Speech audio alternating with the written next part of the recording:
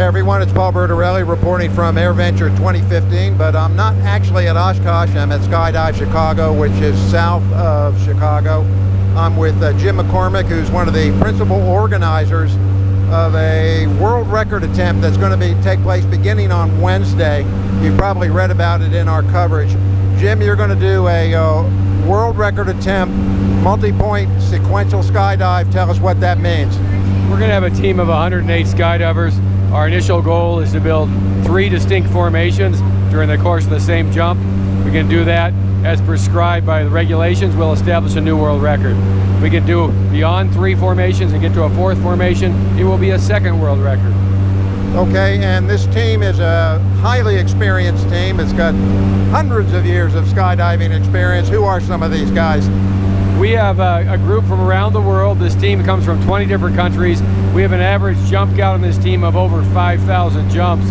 We have most everybody on this team has multiple world records from previous events, so it's a tremendously accomplished group.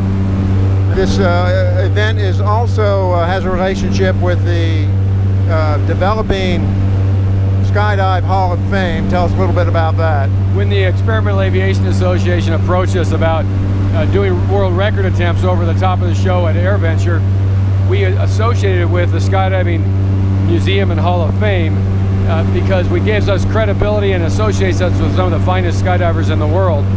The museum is going to be built in North Orlando in the next few years, and it will be part of that museum will be the largest vertical wind tunnel in the United States.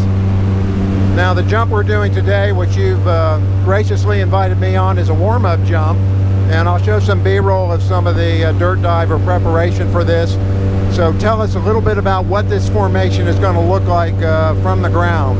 Well, this stuff never happens the first time. You've got to do multiple practice jumps in hopes of being successful because you're moving into what has to be a zero defect environment.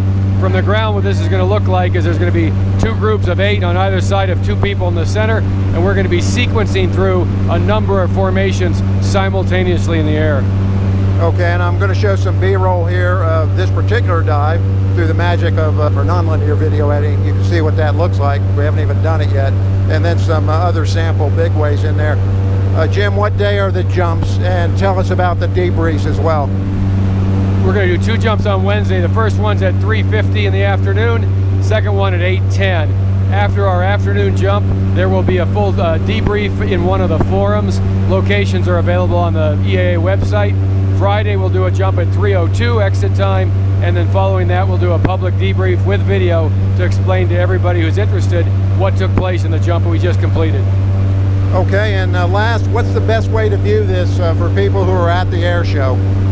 The best way to view freefall is to lay on the ground, to stabilize your head, look upwards, watch the formation of 5 airplanes. You'll see flickers of light reflecting off of our face shields, and that'll be an indication of where to look.